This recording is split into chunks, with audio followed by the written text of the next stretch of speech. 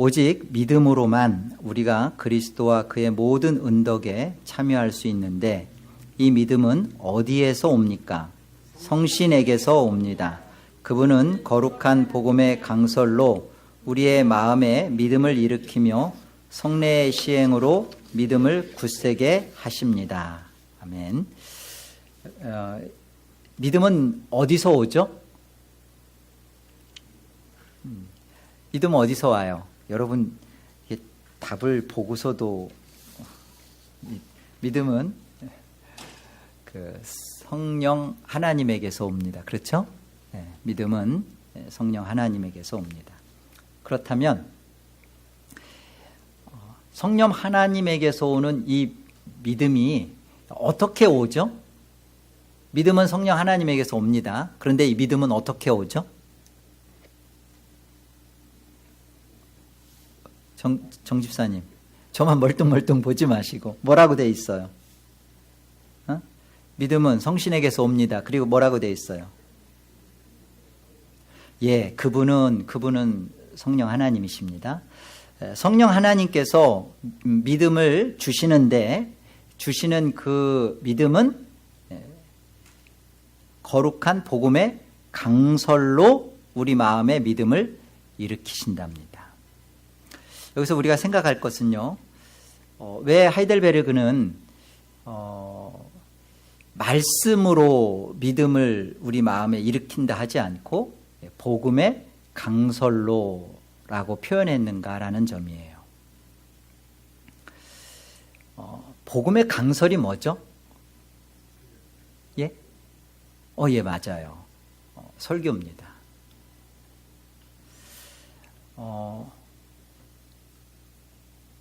개혁 교리 가운데 그 민스 오브 그레이스, 은혜의 수단이 있어요. 은혜의 수단.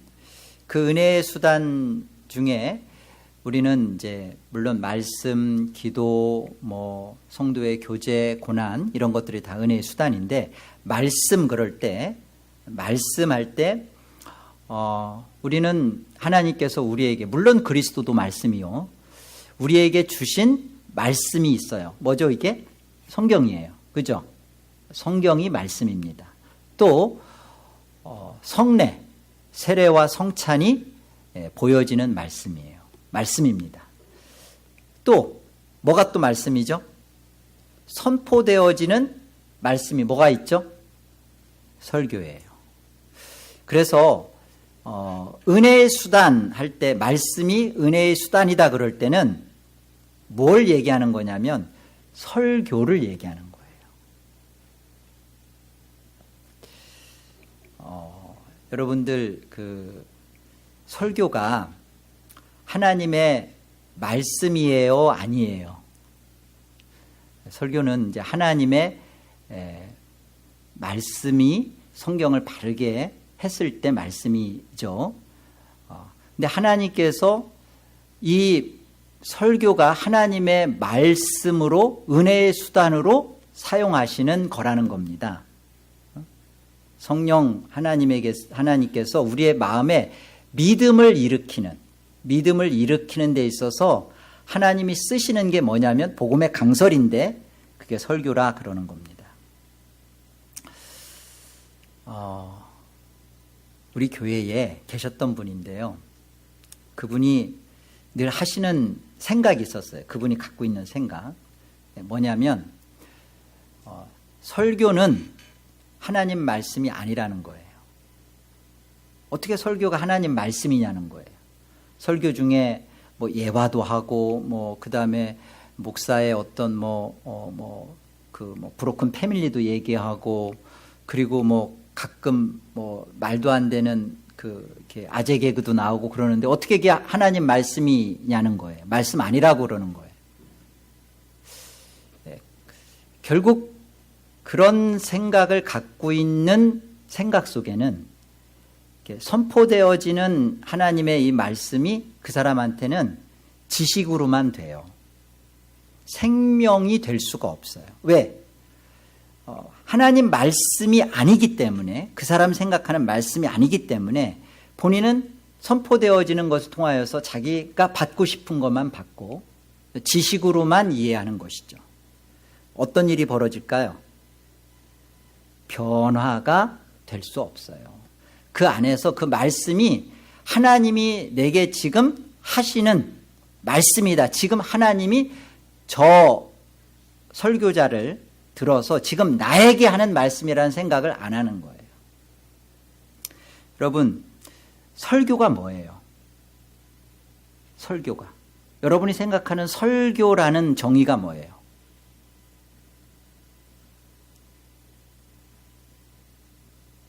우리 한번 그 좌슈아 집사님이 한번 했잖아요, 지난주에. 자, 좌슈아 집사님이 말씀을 준비하고 전하면서 설교란 이런 거다. 설교가 뭐라고 생각해요?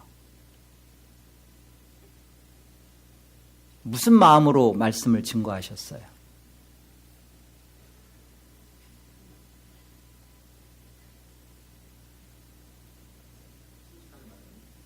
짧게 말해요.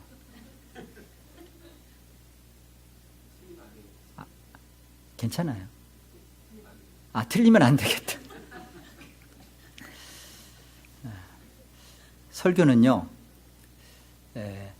하나님께서 예언자 아닙니다. 대언자입니다. 선지자는 예언자가 아니에요. 대언자예요.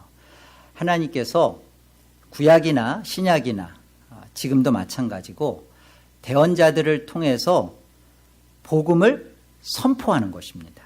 그러니까 한마디로 설교는 선포하는 거예요. 설교는요, 몰랐던 걸 가르쳐주는 공부가 아닙니다. 교훈, 교육, 권면, 설득, 분명히 그런 요소는 있지만 설교는 그거 아니에요. 설교는 한마디로 선포예요. 캐리그마예요. 하나님께서 그렇게 하나님이 쓰시는 방법이에요.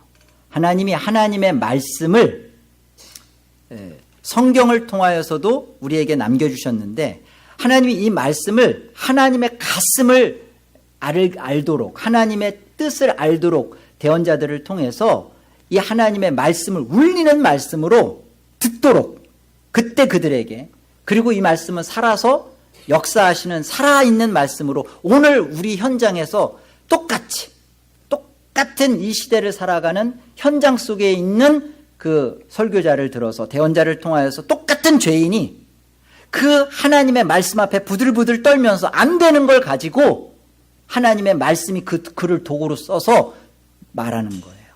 그러니까 설교자는 1차적으로 자기는 상관없고 여러분들에게만 죄를 그 다음에 하나님의 복음을 전하는 게 아닙니다.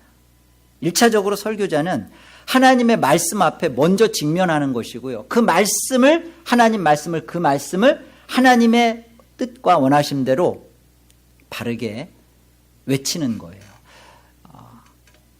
먼저 설교자가 변화되지 않고서는 듣는 이들도 변화가 안 되겠죠. 그러니까 자기는 그렇게 살아? 자기도 못 살면서 왜 우리한테 그렇게 말을 해? 그 하나님이 그도 못 사지만 그를 통해서 말하는 거예요. 나중에 하나님한테 따지세요. 왜 그랬는지는. 이사야서 1장을 가보겠습니다.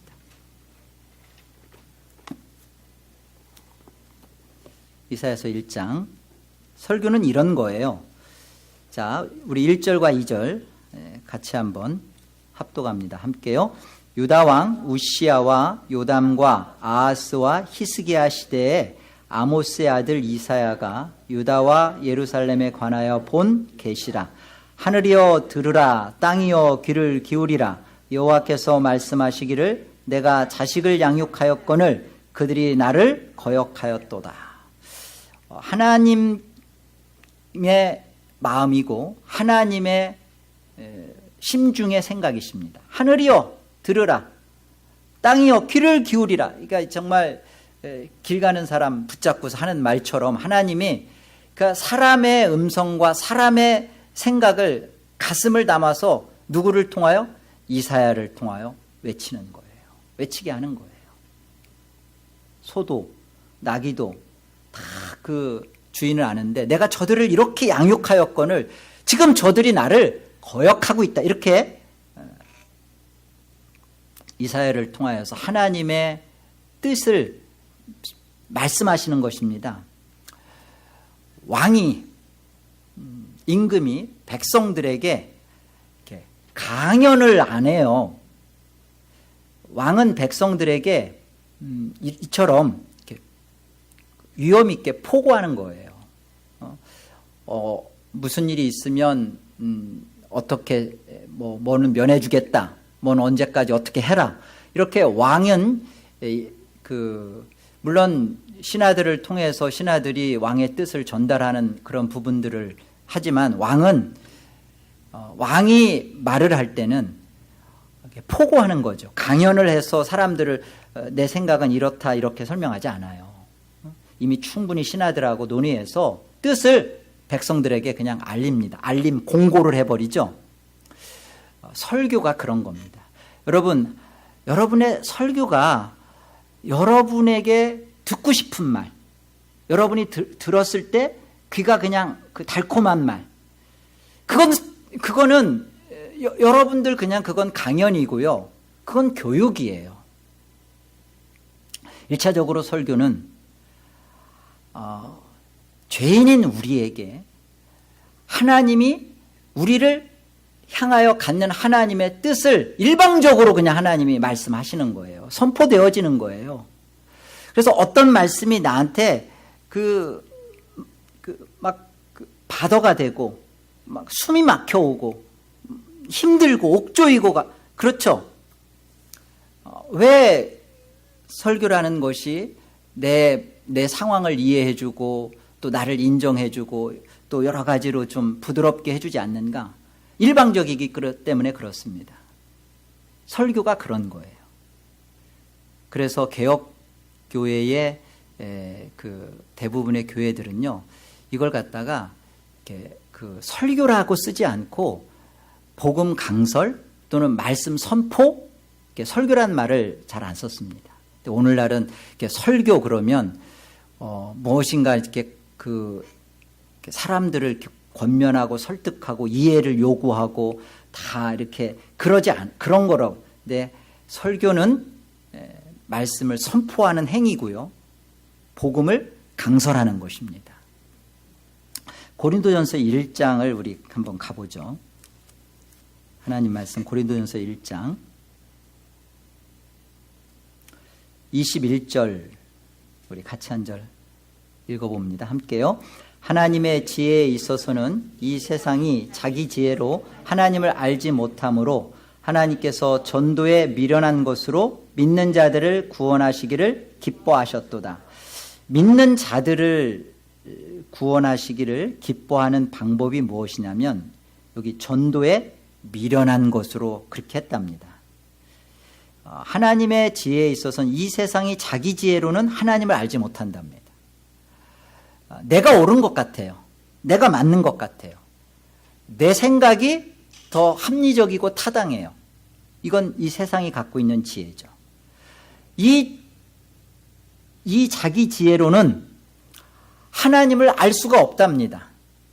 그런데 하나님을 알 수 없는 이 우리의 이런 지혜 속에 하나님은 그럼 어떤 지혜를 가지고 나를 깨우치는가? 어떤 것을 하는가? 여기 보니까 전도라는 것을 쓰신대요. 전도.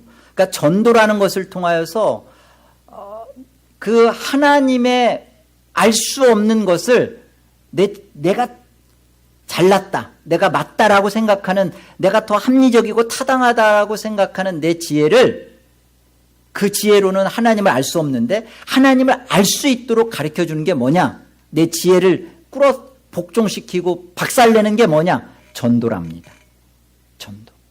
그래서 마켓에 가가지고 막 CD 주고 막 교회로 오라고 하는 그런 전도가 아니라 여기에 전도는 뭐냐면 이 전도는 캐리그마예요.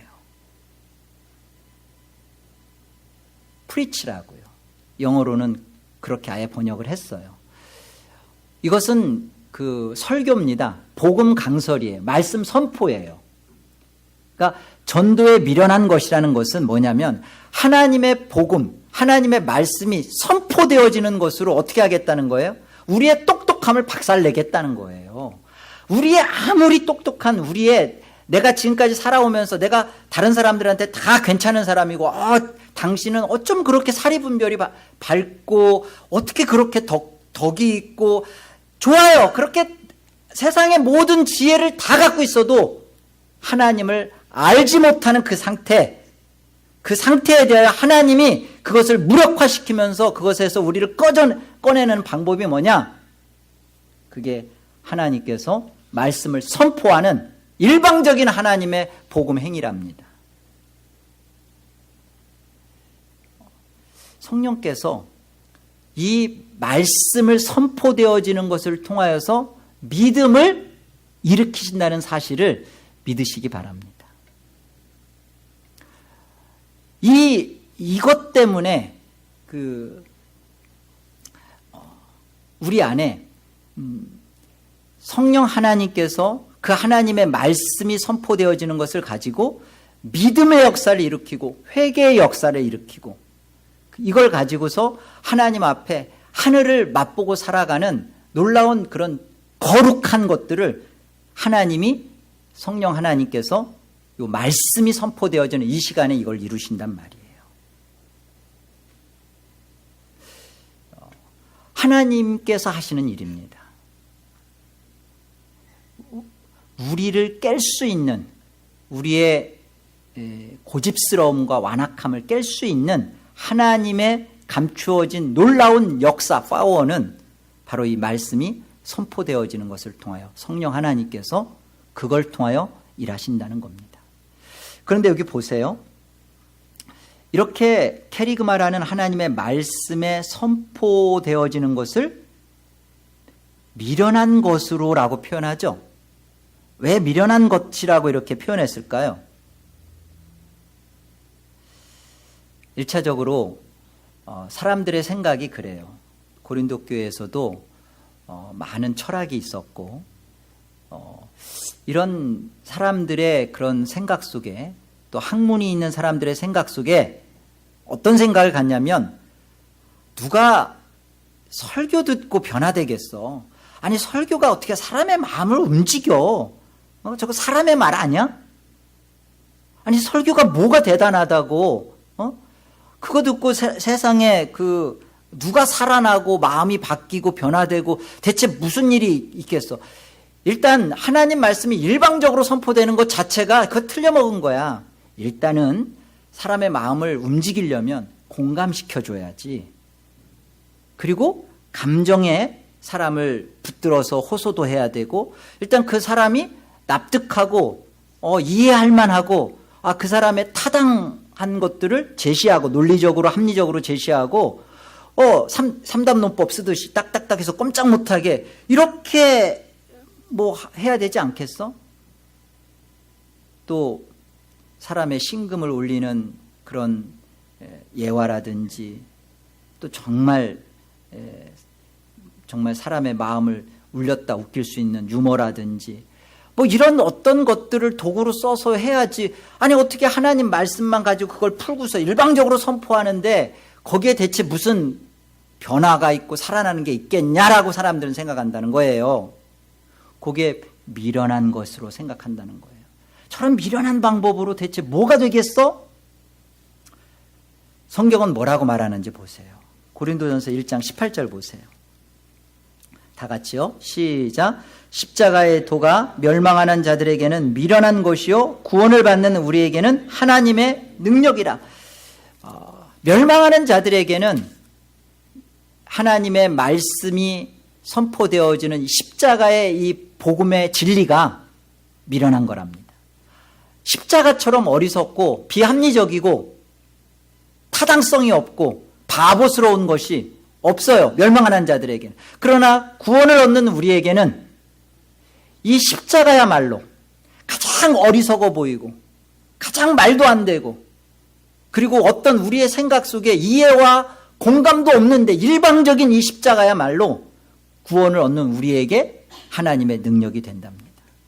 십자가 앞에 우리가 설 수 있는 존재들이 아니에요. 우리는 모두 다 십자가를 사랑하지도 않고 십자가에 대한 그 이해도 없고요. 그 십자가를 우리는 받을 마음의 준비도 없어요.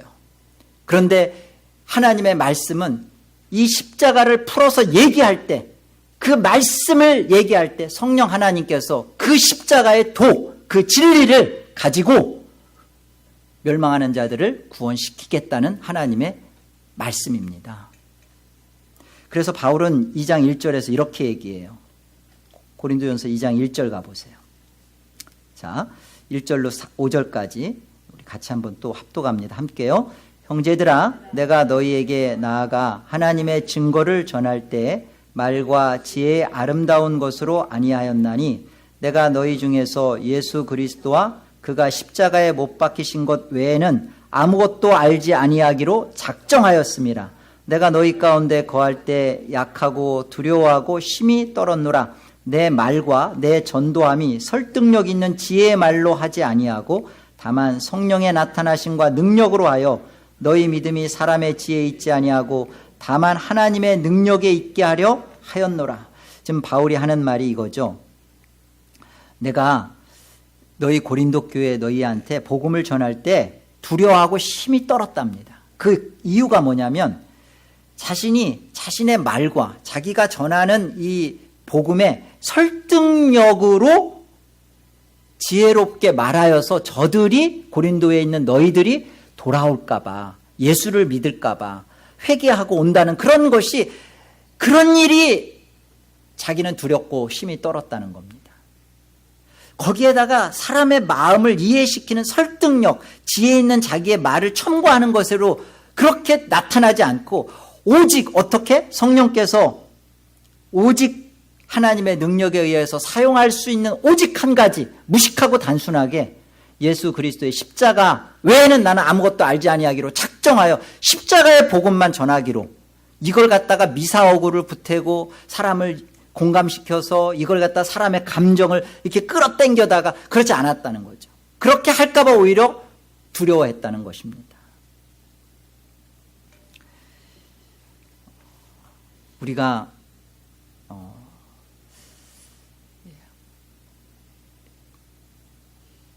성령 하나님께서 사용하시는 하나님의 구원 행위, 이 십자가를 증거하실 때 저와 여러분이 이 십자가를 아주 정직하고 실질적으로 이렇게 만날 수 있도록 하나님의 복음이 복음되게 선포돼야 됩니다. 그럴 때 성령 하나님께서 이 가장 기뻐하시는 이 십자가의 복음 앞에 우리 전 존재를 하늘로 바꿔내실 거예요. 우리가 못해요. 저와 여러분이 믿는다고 하는 그 믿음 자체도 사실은 우리는 장담할 수 없어요. 그런데 정말 우리가 가장 싫어하는 것, 가장 원치 않는 것, 십자가입니다. 그 십자가를 성경에서 단순하고도 분명하게 십자가가 증거될 때 성령 하나님이 그 십자가를 통하여 우리의 심령을 하나님 앞으로 갖다 놓을 것이고, 그것으로 인하여서 나의 이 세상에서 내가 붙잡고 있는 나의 정과 욕심, 이 모든 것을 십자가에 못 박게 하고 나를 그리스도 안에서 새로운 사람으로 탄생시키는 일을 성령 하나님께서 하신단 말이에요. 그러니까 우리는 하나님의 말씀이 선포되어질 때 우리가 구해야 될 건 뭐냐면, 내가 십자가 앞에 서야 돼요. 그리고 그 십자가 앞에서 나의 죄된 모습이 발각되어지는 것에 대해서 할렐루야 하셔야 돼요. 그게 없는 것을 속상하셔야 돼요. 왜 자꾸만 나의 이제까지의 신앙에 대해서 왜 자꾸만 부정을 하는가? 왜 자꾸만 아니라고 하는가? 십자가 복음 앞에 쓸 때마다 나는 날마다 죽노라 하는 그 사도 바울의 고백처럼 십자가 앞에 쓸 때마다 우리는 나는 또 아니었구나. 나는 이제까지 정말 죽을 자였구나. 그게 성령 하나님께서 일으켜내시는 믿음의 역사라고요. 그때 벌어지는 게 회개고요. 그 회개가 있는과 동시에 우리는 하늘로서 주어지는 믿음의 사람들로 우뚝우뚝 서게 될 것입니다. 로마서 10장을 우리 하나님 말씀 보겠습니다. 로마서 10장, 고린도 앞에 있죠. 16절과 17절 말씀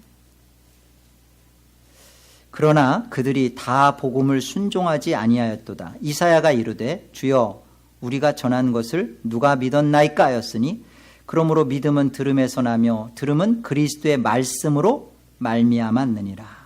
여기 들음이라는 것은 교육이 아니에요. 들려지는 것이죠. 하나님의 말씀이 들려지는 것. 이사야를 통하여서 이사야서 이 53장을 배경으로 하고 있는데요.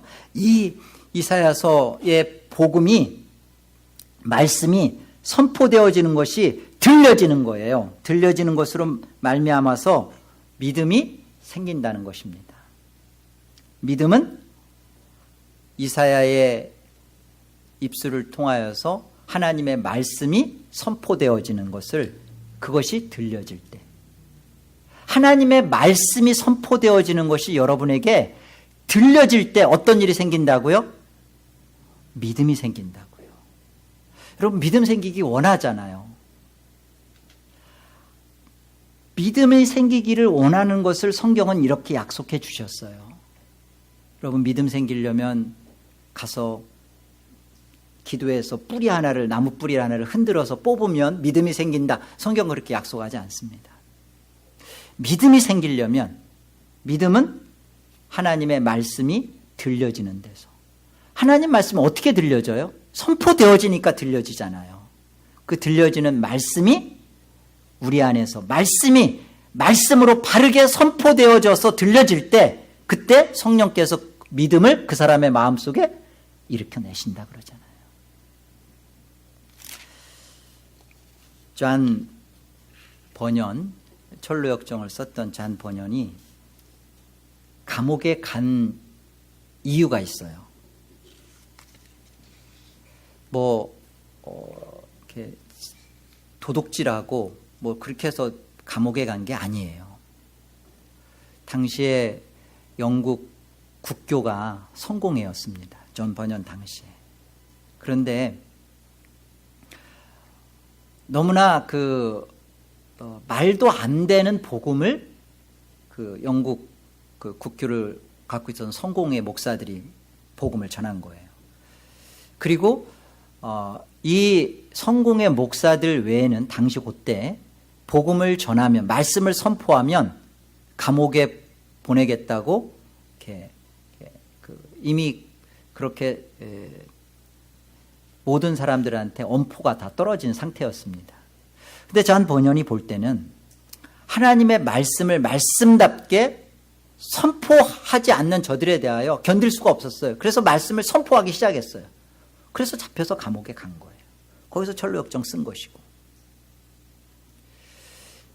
이 청교도들, 잔 번연을 포함한 존 오웬이나 리차드 십스라든지 이런 모든 청교도인들이 가지고 있는 한 가지 분명한 생각이 있어요. 그건 뭐냐면 설교를 믿었어요. 설교를 믿었다는 것은 뭐냐면 하나님의 말씀의 능력을 인정했다는 거예요. 하나님의 말씀을 경험할 때 이때 사람은 살아난다. 청교도들이 믿었던 것 하나 분명한 것, 하나님의 말씀을 믿었어요. 그리고 그 말씀이 선포되어질 때 하나님의 말씀이 바르게만 선포되어지면 하나님은 살릴 자를 살려낸다. 이거 믿었단 말이에요. 그래서 감옥에 가더라도 나는 바르게 복음 전하다가 내가 감옥에 가더라도 간다 하는 이 에레미야와 같은 뜨거운 불붙는 심장이 있었다고요. 내가 하나님의 복음을 전하지 않고서는 내 속에서 심장이 타서 죽을 것만 같아서 견딜 수 없는 마음 때문에 복음 전하다가 감옥에 갇혔다고 16년 동안. 그걸 믿었다고요. 여러분 설교 믿으세요? 하나님의 말씀이 말씀답게 선포되어질 때 이때 살아날 자가 살아날 것이고 이때 하나님께서 우리의 잠자는 영혼들 깨울 것이고 믿음을 일으켜서 정말 믿음의 거장이 되도록 할 거라는 거 믿으세요? 설교를 하나님의 말씀을 믿지 않기 때문에 그리고 그것에 대해서 들었던 것에 대해서 자기가 받고 싶은 대로 자기가 이해하고 싶은 대로 자기가 받아서 거북스럽지 않은 것으로 이거는 맞아 그러니까 이건 듣고, 저거는 내 생각하고 달라. 여러분, 설교는 그런 거 아닙니다. 하나님의 말씀인가 아닌가? 여러분, 베레아 성도들처럼 상고해 보세요. 이게 과연 하나님의 말씀에 대한 바른 진리의 해석인가? 그것이 하나님의 말씀에 대한 바른 진리의 해석이다 그러면 여러분은 하나님 말씀을 들은 거잖아요. 그럼 어떻게 해야 돼요?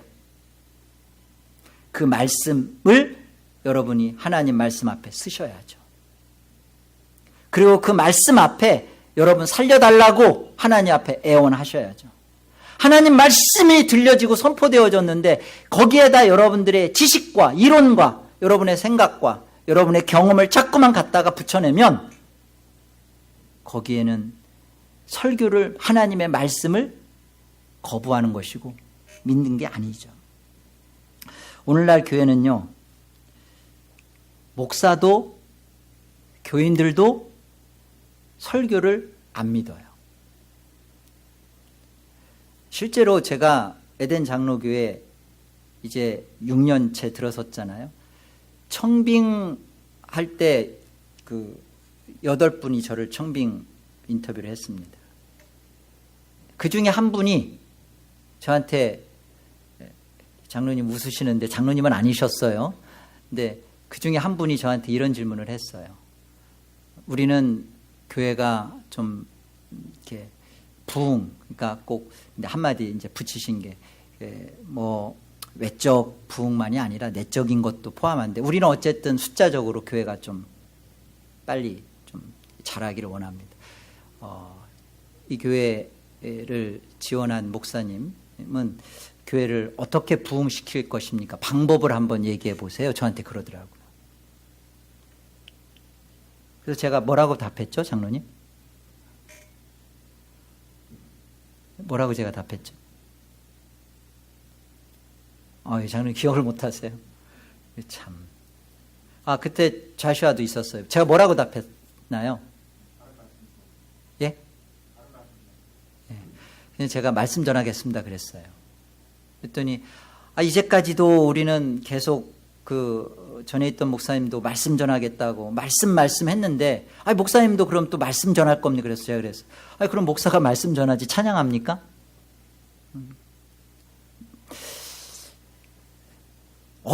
하나님의 말씀으로 성경이 틀리지 않았다. 저 말씀을 목사가 하나님의 대언자로 말씀을 전하는데 저게 목사의 생각이다. 저게. 응? 여러분이 성경을 가지고 여러분들이 하나님이 주신 그 하나님이 허락하신 이성 가운데서 생각하면서 이거는 내가 아무리 봐도 하나님 말씀으로 나는 안 들린다. 말씀으로 바르게 문맥으로나 그렇지 않다. 그렇다면 여러분이 거부할 수 있어요. 그런데 그렇지 않고 여러분 속에 자기 부인과 옆에 있는 자기 부인 말고 내 안에 있는 자기 부정과 자기 십자가를 정말로 내가 만나는 것에 대하여 내 속에서 거부하는 마음 때문에 이건 내가 하나님 말씀으로 받기 싫어. 이 말씀으로 받는 순간 내가 송두리째 뽑힐 것 같아. 내가 거부당할 것 같아. 이제까지 내가 해왔던 것에 대해서 박살날 것 같고 총체적으로 거부당하는 내가 그렇게 여러분 그런 싸움에서 여러분이 하나님 앞에 무릎을 꿇으셔야 돼요. 그것이 일어날 때 답답하죠. 미치겠죠. 환장하겠죠. 근데 이 싸움이 벌어지는 게 복이고 은혜입니다. 성령 하나님께서 우리 속에 거짓된 영을, 거짓된 그 교만과 거짓된 진리를 붙잡고 거짓된 위선바가지 쓰고 있는 것에서 성령께서 거룩한 영으로 들어오고 그 하나님 말씀으로 말씀답게 하나님의 백성답게 살려고 하는 그 싸움이 왜 안 부대끼겠어요? 그 일이 벌어지는데 어떻게 그냥 편안할 수 있겠어요? 힘들겠죠. 근데 이게 은혜예요. 이게 복이에요.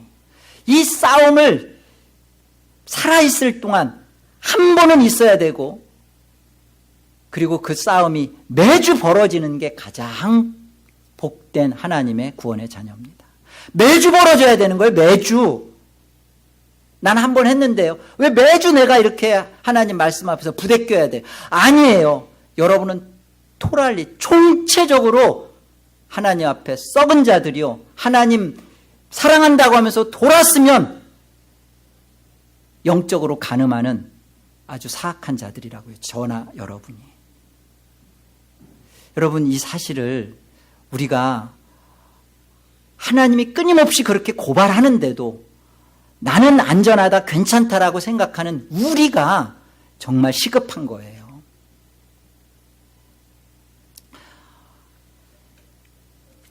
여러분, 그 에덴 장로교회는 설교에 하나님의 복음의 선포의 능력을 경험하고 그 설교를 믿는 복된 자녀들 되기를 권합니다. 하나님의 말씀이 여러분에게 유일하게 성령께서 그 말씀을 통하여 은혜의 도구로 쓰셔서 나의 거짓됨을 폭로시키고, 그리고 이런 나를 성령께서 유일하게 믿고 회개케 할 수 있는 능력의 유일한 방법이 바로 이 전도에 미련한 거라는 거, 십자가에 도라는 거. 여러분, 매주 십자가 앞에, 십자가의 진리 앞에 우리가 쓸 수만 있다면 가장 행복한 것입니다. 어느 순간에 우리는 갈라디아서 말씀처럼 되지 못했는데 된 줄로 생각하고, 쓰지도 못했는데 쓴 줄로 알고, 이 끄실려져 있는 우리의 이 교만스러움, 끊임없이 우리 자신이 하나님의 말씀 앞에 그 하나님의 말씀으로 내 자신이 날마다 우리의 속이 다 이렇게 비춰지고 우리 속에 있는 것들이 다 토해져 나오고, 나올 때까지 나와도 이제 없는가 보다 싶으면 더 시커먼 밑바닥이 다시 보여지는, 이것이 구원의 자녀들, 멸망으로 갈 수밖에 없는 이들에게 하나님이 구원하시는 구원의 능력입니다. 그래서 우리는 야곱이 환도뼈가 부러져서 아프죠. 쩔뚝거리죠. 그런데 울어요. 그런데 웃어요. 이걸 이해를 하실려나 모르겠네. 그걸 아주 좀 신학적인 단어는 아니지만 세상적인 좋은 단어 중에 질풍경이라는 말이 있어요. 눈물은 뚝뚝뚝 떨어져요. 아파서 다리는 쩔뚝쩔뚝 절어요. 그런데 내 마음속에 터져나오는 기쁨이 있어요. 하나님 잘 부러뜨려 주셨어요. 하나님 정말로 잘 쳐주셨어요. 이 환도뼈가 부러져서 쩔뚝쩔뚝 거리면서 울음이 터져나오는데, 너무나 아프고 너무나 속상해서 터져나오는데 얼굴은 웃음기가 만발해요. 여러분, 이 은혜의 역사가 저는 매주 우리 에덴 장로에게 있기를 소망합니다. 이게 천국이에요. 교회는 그렇게 있는 것입니다. 교회는 에클레시아예요. 이렇게 불러냄을 받은 자들, 그러니까 세상으로부터, 거짓으로부터, 그리고 지옥으로부터, 이 땅으로부터, 흑암으로부터 하나님께서 불러낸 자들입니다. 구원으로 불러낸 자들이에요. 그게 교회예요. 교회는 하나님이 구원하기로 작정한 자들을 불러서 있는 곳이에요. 그래서 교회는 일하는 곳 아니에요. 1차적으로 교회는 이 하나님이 불러 모은 자들에게 하나님이 대언자들을, 목사와 장로를 통해서 대언자들을 통하여 말씀을 선포하는 것입니다. 그래서 뭘 어떻게 하라는 거예요? 하나님의 거룩한 자녀답게 회개하고 믿고 자라나게 하는 양육이 벌어지는 곳입니다. 그래서 교회는 어머니라 그러는 거예요. 말씀이 선포되어지는 주일 우리 예배, 그 다음에 또 이렇게 교리가 가르쳐지는 수요 집회가 정말 중요합니다. 로이드 존스 목사님은요, 보니까 그 교회에서 녹음을 못하게 했다고 하더라고요. 그래서 녹음이 거반 없어요. 굉장히 원고로 이렇게 많은 책들이 지금 있는 것이고, 녹음은 거의, 왜 녹음을 못하게 했냐면, 이 현장에서 하나님의 말씀을 직접 듣고 그곳에서 하나님의 성령의 역사가 벌어지는 것이 옳다라고 생각하신 거예요. 부득이하게, 정말 부득이하게 몸이 아파서 오지 못하는 성도나 먼 거리에 가서 할 수 없이 그 말씀을 들어야 할 자들이 있기 때문에 우리가 CD도 만들고 이렇게 동영상도 하고 하는 것이지, 꼭 가서 예배하지 않아도 이렇게 내가 인터넷으로 저희 말씀 들었어요. 여러분, 우리가 하나님 말씀을 예배 중에 듣기 전에 기도하고, 또 하나님 말씀을 우리가 수고스럽지만 와서 하나님 말씀을 지금 이렇게 듣는 것은요, 우리가 이것이 하나님이 대언자를 통하여 말씀이 선포되어지는 이때 성령께서 이 시간 함께 우리 안에 운행하시면서 역사하셔서 믿음을 일으켜낸다는 사실을 우리가 믿기 때문에 그러는 거예요. 이 사실을 안 믿으면 설거지하면서 설교 듣는 거예요. 그리고 운전하면서 그냥 주일날 내가 예배 참석 안 하고도 나는 설교 들었으면 예배 말씀을 들었으니까 다라는 거죠. 아니요. 물론 성령께서 그 말씀 가운데서 어떤 마음의 역사를 일으킬 수 있을 수 있겠지만, 중요한 것은, 교회에 있어서 가장 중요한 것은 말씀 선포라는 겁니다. 예배에서도 청교도인들의 가장 중요한 거의 70%, 80% 가까이 말씀 선포하는 일에 온 예배가 집중되어 있어요. 1시간 반 예배면 1시간이 설교를 하는 시간입니다. 왜 그렇게 생각하냐면, 그렇게 우리 안에 하나님 말씀이 선포되어지는 이것 외에는 믿음이 일어날 방법이 없다라고 믿었기 때문에 그래요. 여러분, 이제 예배 중에 찬양 중요하죠. 찬양하고, 그리고 또 예배 안내도 또 사람들 이렇게 하는데 중요하죠. 또 식사 애찬 준비하는 것도 중요하고. 근데 여러분, 예배는요, 예배로의 부름이 있을 때 있어야 돼요. 왜냐하면 예배로에 누가 불러요? 성삼위 하나님께서 부르시는 거거든요. 하나님이 부르는데 자기가 자기 볼일 보고 와 있질 않아. 생각하셔야 돼요. 그리고 말씀이 선포되어지고 그 말씀에 대해 하나님이 베네딕션을 하는데, 축도를 하는데, 성도들 밥 먹일 거에 급해가지고 그냥 막 애찬 준비하러 뛰어 올라가는 것은, 우리가 하나님의 말씀대로 살겠습니다. 그 하나님의 축복 속에서 이 말씀이 정말 내 안의 것이 되게 해 주십시오라고 간절한 하나님의 말씀을 믿는 행위를 내가 안 믿는 거예요. 거부하는 것입니다. 할 수만 있으면 우리 에덴 장로교회도 이렇게 하나님의 말씀을 듣는 일에, 그리고 그것에 집중하는 일에 무엇이라도 방해되는 것은 다 사실은 제거하는 게 옳습니다. 그래서 설교자도 그렇고 기도자도 그렇고 자꾸 여러분들에게 좀 사람의 시선으로 보일까 봐 앞에 안 앉는 거예요. 앞에 있다가 가서 하는 것이고, 또 감사하게도 이제 우리가 8월부터는 주일날은 찬양팀도 안 쓰기로 했습니다.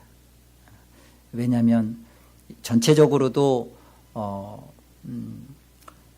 그러거니와 또 찬양하는 분들이 하나님 말씀을 듣는 일에 그냥 온전히 그 영혼도 하나님 말씀 앞에 쓰기를 바라는 마음이에요. 우리 교회 안에 이렇게 하나님의 말씀이 믿어지고, 그리고 그 하나님의 말씀이 역사하고, 그 하나님의 말씀 때문에 부대끼고 속상하고 잠 못 이루는 밤을 사는 그 시간들, 그 영혼들이 복된 것입니다. 하나님 말씀이 들려지는데 무감각하고 저 말씀과 아무런 부대낌도 없고 도전도 없는 게 죽어 있는 거예요. 살아있기 때문에 그 말씀이 나로 하여금 나를 자꾸만 힘들게 하는 겁니다. 그런데 답은 있어요. 그 하나님의 말씀 앞에 여러분이 죽어버리세요. 그 말씀 앞에 여러분의 실체를 적나라하게 보여지는 것에 대해서 기도하시고 보여줬을 때 여러분이 붙잡고 있는 거 놓으세요. 하나님을 정말로 인정하세요. 그러면 살아납니다. 이 역사가 있기를 바랍니다. 또 한 가지만 부탁드리는 것은요, 특별히 자신이 속해진, 우리가 속해진, 우리는 이제 에덴 장로교회니까 이 속해진 교회에서 선포되어지는 말씀에 집중하셔야 합니다. 많은 사람들이 오늘날 인터넷이 이렇게 많이 되고 좋은 설교자들이 많다 보니까 이 설교 듣고 저 설교 듣고 합니다. 우리 예배 속에, 우리 교회 속에 말씀이 부족하다. 내 영혼이 정말 살아가는 데 있어서 이 말씀이 나를 하여금 하나님의 사람답게 내가 살 수 있도록 어떻게 하나님 말씀이 나를 부대끼게 하고 있지 않다. 그러면 들으세요. 여러분이 정말 부대끼고 싶고 정말 더 하나님의 말씀대로 막 살려고 막 그러는 마음이라면 오케이. 그게 아니라 목사님은 지금 강단에서 이렇게 하나님 말씀을 하는데 저 목사님은 그렇게 말 안 하던데요? 꼭 저한테 가지고 와서 꼭 그렇게 해요. 들여다보면 그렇게 살기 싫다는 거예요. 왜 목사님은 꼭 그렇게 자꾸만 죄만 지적하고 왜 위로 메시지를 안 주냐는 거예요. 죽을 때까지 안 줄 수도 있어요. 여러분, 우리가 교회에서 하나님의 말씀은 구원받은 자들 속에 선포되어지는 것입니다. 그래서 가라지, 구원받지 못한 자들은요, 이 말씀에 대하여 원치 않아요. 왜 자꾸만 그렇게 염세적이냐, 위로가 없다, 왜 그렇게 자꾸만 사람을 기죽이냐, 왜 자꾸만 죄만 지적하냐, 왜? 그들은 구원과 상관이 없으니까요. 정말 구원받은 사람들은 무언 얘기를 듣고 싶겠어요? 십자가 외에는 별로 관심 없어요. 세상에 무슨 이런 정치판 돌아가는 거하고 세상 아니 대체 그게 우리하고 무슨 상관이 있어요? 교회에서는. 그런데 구원받은 사람들은 이미 하나님의 말씀으로 살아난 사람들이기 때문에 십자가의 복음이 증거되고 그 안에서 죄를 자꾸만 죄임을 받을 때마다 무슨 일이 벌어지냐면 자라나는 일이 벌어져요. 믿음을 하나님이 일으키기 때문에 자꾸만 자라나는 일이 벌어져요. 그래서 하나님 말씀 앞에 울면서도 기쁜 것이고 회개하면서도 믿음이 발생하는 것이고 거룩한 일이 벌어지는 것입니다. 이게 구원받은 사람들이에요. 그래서 교회에는 알곡이 행복하면 가라지는 물러나갈 것이고요. 이 구원받지도 못한 이 유형교회는 반드시 가라지가 있습니다. 구원받지 못한 자들이 있단 말이에요. 아무리 당회가 신중하게 등록을 점검하고 그래도 아니요. 당회원 자체가 그렇지 못하기 때문에 신령하고 그렇게 탁월한 분별력들이 없기 때문에 다 구원받지 못한 사람들도 들어와요.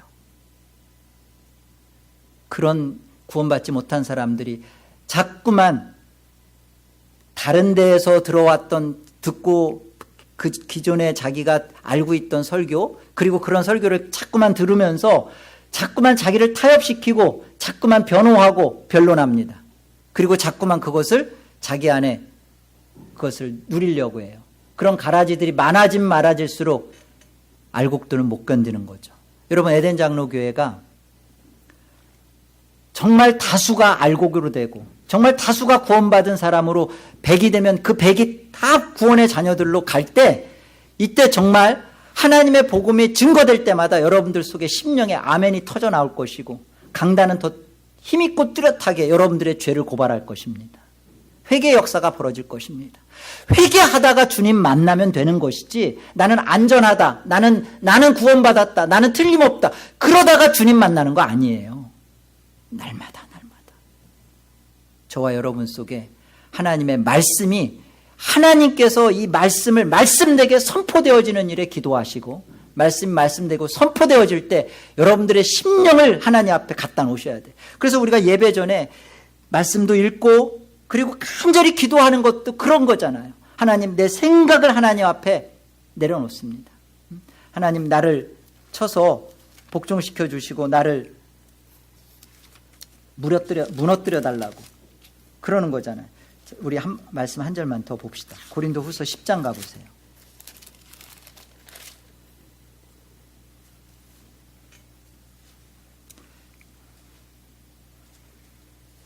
4절과 5절 우리 같이 한번 합독합니다. 고린도후서 10장 4절과 5절 함께요.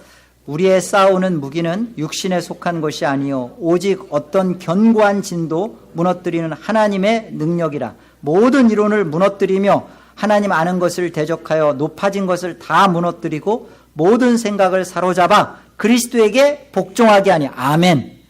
하나님의 말씀이 말씀답게 선포되어질 때 벌어지는 일입니다. 우리의 싸움이 하나님의 말씀이 어떤 일을 하냐면 견고한 진을 무너뜨리는 일을 한답니다.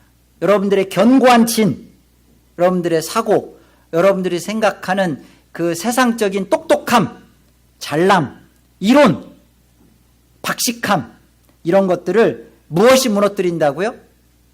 여러분들보다 더 나은 진리의 언쟁과 토론으로가 아니에요. 무식하고 단순하게 우리의 죄됨을 그리고 우리의 할 수 없음을 그리고 이 문제를 하나님께서 무엇으로? 십자가로 오직 그리스도의 죽음으로 해결했다는 그 사실 앞에 우리 영혼을 갖다 놓는 거 외에는 없어요. 이때 우리가 갖고 있었던 모든 잘남, 똑똑함, 나의 괜찮음 이것을 다 하나님 아는 것을 대적했던 나의 모든 높아진 것 다 무너뜨리고 그래도 나는 하나님 앞에 그래도 나는 하나님이 사랑해주고 인정하고 칭찬할 만한 것 그래도 했지 않은 그런 속교만 그 썩은 죽음의 생각들 다 그런 모든 생각을 그리스도에게 사로잡아서 복종되어지는 오직 예수 그리스도 외에 내 인생에 남는 것이 없는 그리고 떠날 때 이 예수 그리스도 때문에 너무나 하나님 나라에 가는 죽음에 대하여 두렵지 않는 이 하나님의 은혜의 역사가 저와 여러분 속에 하나님의 말씀이 선포되어지는 주일 예배 속에 또 우리 수요 집회 속에 일이 우리 에덴교회 있기를 바랍니다. 우리 같이 기도할 때요. 성령 하나님께서 거룩한 복음의 강설로 우리 마음의 믿음을 일으킨다. 오늘 하이델베르그 65문이 이렇게 말합니다. 우린 이 사실을 믿습니다. 이것은 청교도인들이 믿었던 바고요. 개혁교회에 있는 모든 믿음의 선진들이 믿고 있는 바예요. 틀림없음. 성경을 볼 때 그렇구나. 하나님의 말씀을 내가 묵상하는 거 좋아요. 성경 읽는 거 좋아요. 그러나 그것보다도 더 강력한 하나님의 은혜의 역사는 하나님의 복음이 선포되는 이 예배 시간, 이 하나님의 말씀이 전하는 이 시간이라는 여기에 여러분 목숨 걸기를 바랍니다. 오늘 이렇게 함께 와서 같이 말씀 들은 여러분들 축복합니다. 오늘 다 같이 우리 기도하고 제가